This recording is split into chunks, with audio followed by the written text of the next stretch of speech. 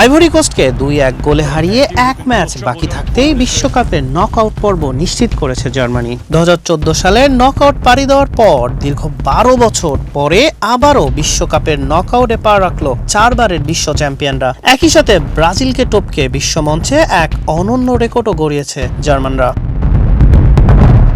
Toronto স্টেডিয়ামে ম্যাচের শেষ বাঁশি বাজার পর স্বস্তির নিঃশ্বাস ফেলেছে জার্মানি। ম্যাচের 30 মিনিটে ফ্র্যাঙ্কেসির দুর্দান্ত গোলে লিড নেয় আইভরি কোস্ট। 1-0 ব্যবধানে পিছিয়ে পড়ে চেনা ছন্দে ফেরার আপ্রাণ চেষ্টা চালায় জার্মানি। 66 মিনিট পর্যন্ত ম্যাচে লিড ধরে রেখে জার্মানিকে চরম চাপেই রেখেছিল আফ্রিকার সাদা হাতিরা।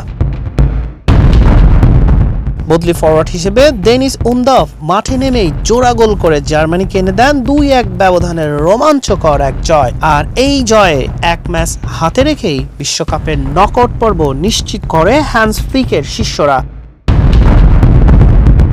বিশ্বকাপে কোনো ম্যাচ পিছিয়ে পড়ার পর ঘুরে দাঁড়িয়ে ম্যাচ জয়ের তালিকায় ব্রাজিলকে পেছনে ফেলেছে জার্মানি। বিশ্বকাপে সর্বোচ্চ 16টি ম্যাচ জিতে তারা, যেখানে ব্রাজিলের জয় 15টি।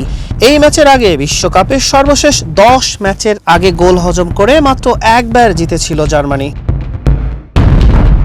আইভরি কোস্টের বিপক্ষে মাঠে নেমে বিশ্বকাপে গোলকিপার হিসেবে সর্বোচ্চ 21টি ম্যাচ খেলার বিশ্ব রেকর্ড গড়েন জার্মানির কিংবদন্তি ম্যানুয়েল নয়ার।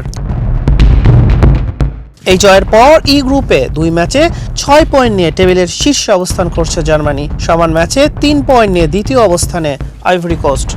হাসান শাহরিয়ার, মানবকণ্ঠ।